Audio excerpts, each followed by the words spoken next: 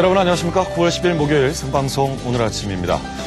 북한의 한강댐 무단 방류는 의도를 가지고 한 방류로 보인다. 그렇게 해석하고 있다라고 어제 있었던 국회 외교통상위 통일통상위 회의 석상에서 현인택 통일부 장관이 이야기했습니다. 정부의 고위공직자로서는 처음으로 북한의 의도성 방류를 언급한 것이어서 관심을 모으고 있습니다만 향후 이것이 또 어떻게 진행이 될지는 지켜봐야 될 것 같습니다. 만약 북한이 의도를 가지고 있었다면 그 의도가 무엇인지 정확하게 분석하는 것도 필요할 것 같습니다. 어제 실종자 3명의 시신이 추가로 발견이 되면서 실종됐던 사람들 모두가 사망한 것으로 밝혀졌어요. 네, 이 참사 나흘만이었는데요. 예. 행여 시신이라도 수습하지 못하는 것은 아닐까 참 가족들이 노심초사했습니다.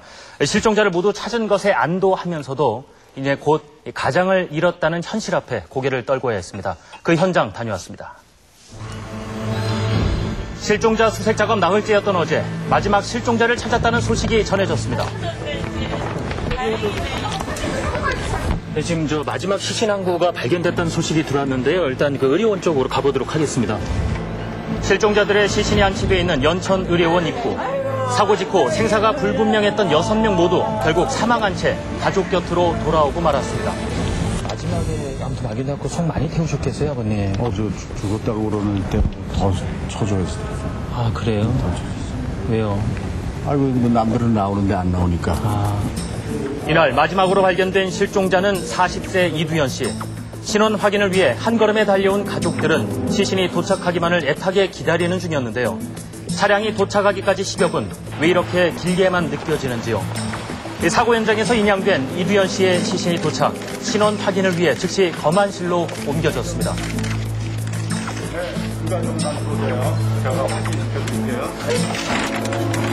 밤낮으로 이 씨가 살아 돌아오기만을 간절히 바랐던 가족들. 하지만 이 작은 기대마저도 이젠 아무 소용이 없어 보였습니다.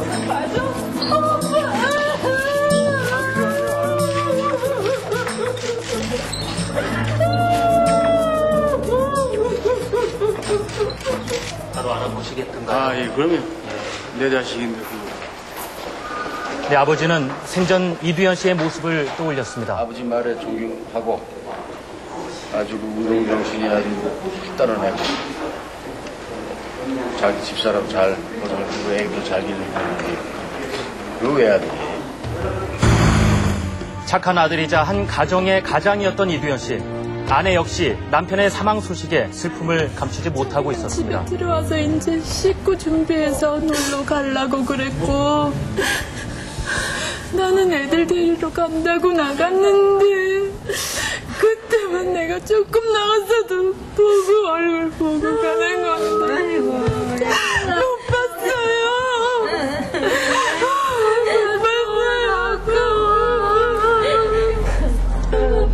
여행을 떠나기 전 남편의 얼굴을 제대로 보지 못한 것이 못내 후회된다는 아내.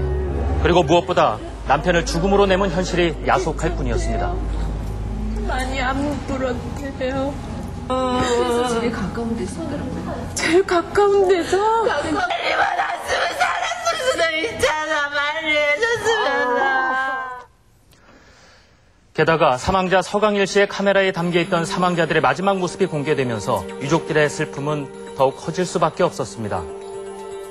이 사진 한 장에 참 많은 사람을 올렸습니다.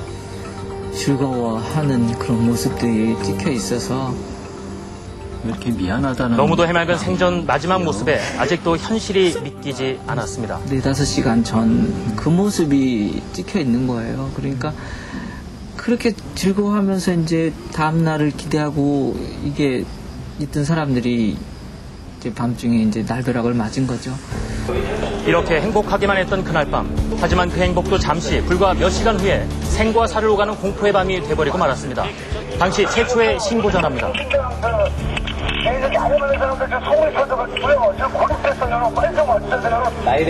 그리고 119 신고 기록을 확인하는 과정에서 목숨을 잃은 실종자들의 다급한 구조 요청 기록을 발견할 수 있었습니다. 갇혔어요. 위치가 어디신데요? 경주야.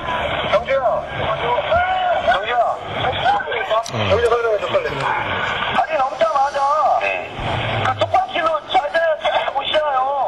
계속 오시면은 저 오늘 왼쪽으로 내려가는 데잖아요. 저기 저 맥갈로.